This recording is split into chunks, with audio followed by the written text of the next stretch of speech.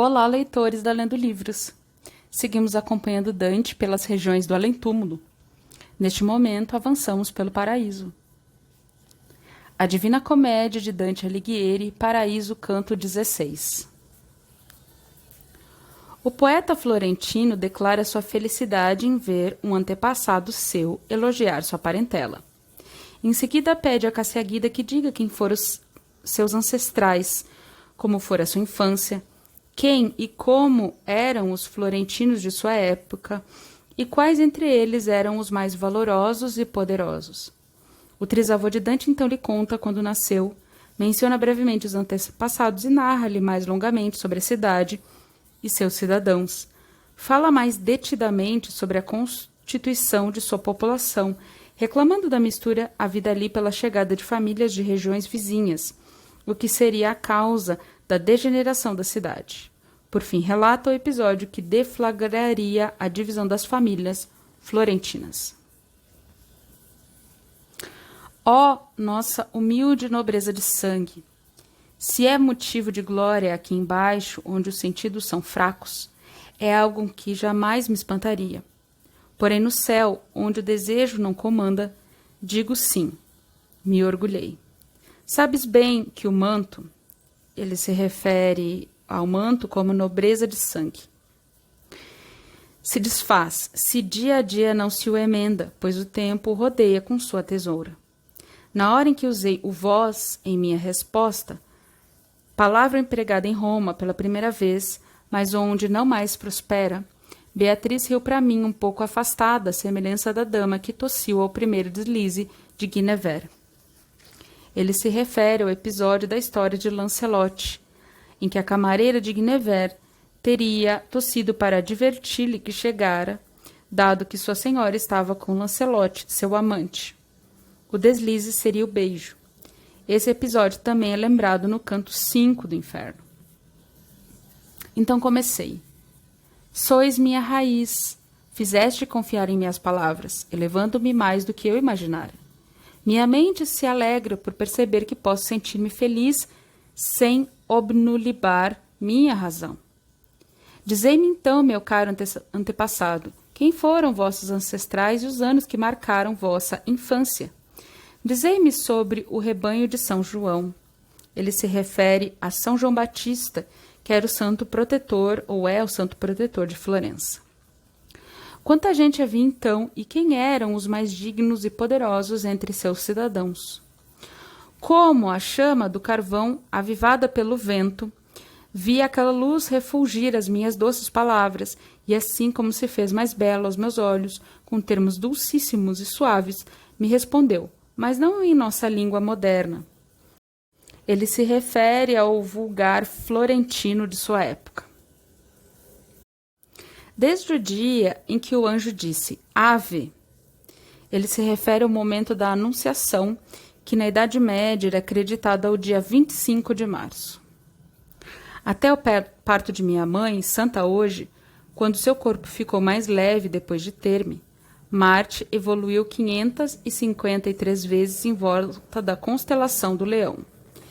Ele se refere a como essas revoluções duravam, que era 687 dias, fazendo as contas. Cassaguida deve ter nascido em 25 de março de 1091. Como meus antepassados, nasci no lugar onde está a última quadra em que correm vossos cidadãos na disputa do Palio. Sobre esses meus maiores parentes, basta ouvir o que disse, pois sobre quem eram ou de onde vieram é melhor calar. Todos que nessa época podiam portar armas entre a estátua de Marte e o batistério eram 1/5 dos que ora vivem aqui. Ele se refere que Florença tinha cerca de 30 mil habitantes à época de Dante e 6 mil à época de Cassaguida.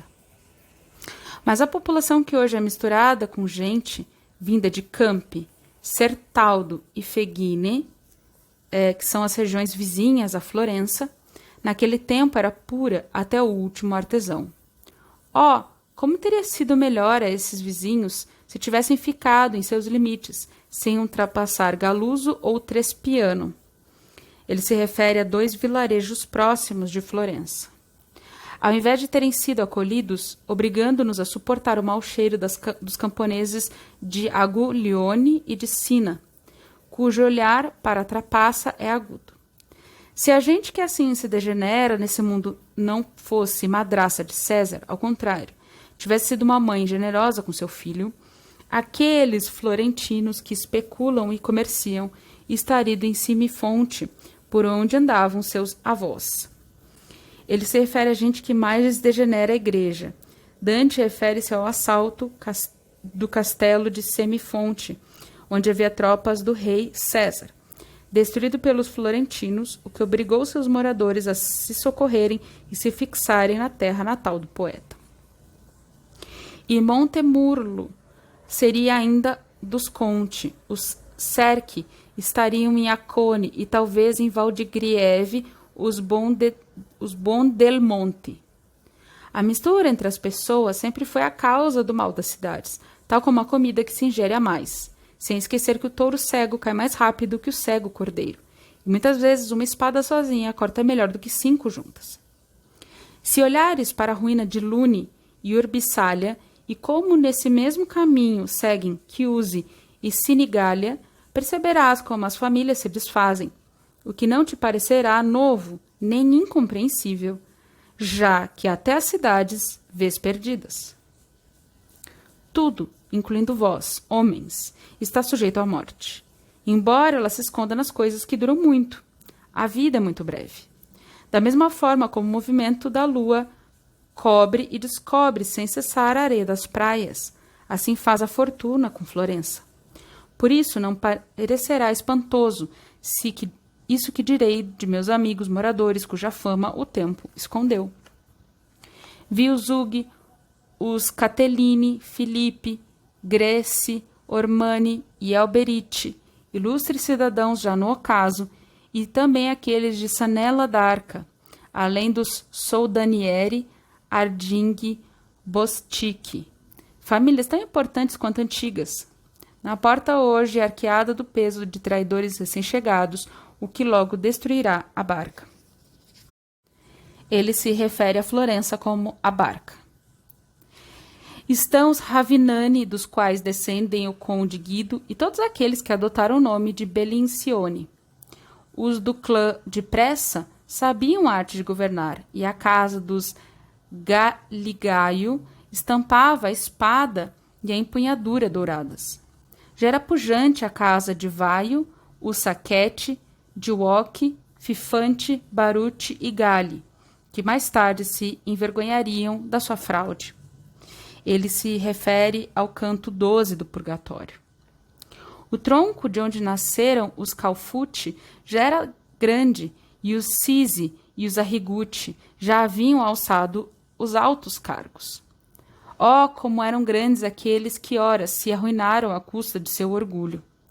Época em que as esferas de ouro. Ele se refere às imagens da insígnia das famílias. Floresciam em Florença pelos feitos dos Lamberti. Assim eram os pais daqueles que hoje, sempre que há vagas na igreja, empanturram-se quando estão no consistório. A soberba estirpe que se enfurece como um dragão ao perseguir quem foge, mas se aquieta como um cordeiro diante dos que lhe arreganham os dentes e abram-lhe a bolsa, estava em ascensão. Ainda não deixara, porém, de ser modesta, tanto que o Bertino Donato não gostou de se tornar parente deles. Os Caponsacco já haviam descido de Fiesole e se fixado perto de Mercado, e já eram bons cidadãos Judas e Infangato. E ainda, digo coisa incrível e verdadeira, atravessara-se a pequena murada por meio de uma porta cujo nome se devia aos clãs dos Pera. Cada um que carrega a bela insígnia do grande barão, cujo nome e prestígio são comemorados no dia do apóstolo Tomás, dela recebe o grau de nobreza e demais privilégios, ainda que um deles tenha se apartado de todos. Já estavam lá os Gualterotti e os Importuni, e o burgo seria bastante tranquilo se não houvesse novos vizinhos. A casa onde se gerou o vosso pranto por meio do desdém que vos mortificou e pôs fim ao vosso viver, contente era honrada. Ó bom del monte, que mal fizeste ao fugir das tuas núpcias, atendendo ao desejo dos outros. Ele se refere ao episódio que geraria a divisão da cidade. Por ter abandonado a noiva, um bom del monte foi assassinado por um membro da família dela. Muitos daqueles que são tristes hoje seriam felizes caso Deus o tivesse concedido ao rio Ema. Ele se refere que teria se afogado no rio, na primeira vez em que vieste à cidade. Mas convinha que no fim de sua era de paz se imolasse uma vítima junto à estátua danificada que guarda a ponte de Florença. Ele se refere que Bom del Monte foi morto junto à estátua de Marte que protege a cidade junto a Ponte Vecchio, algo que aconteceu em 1215.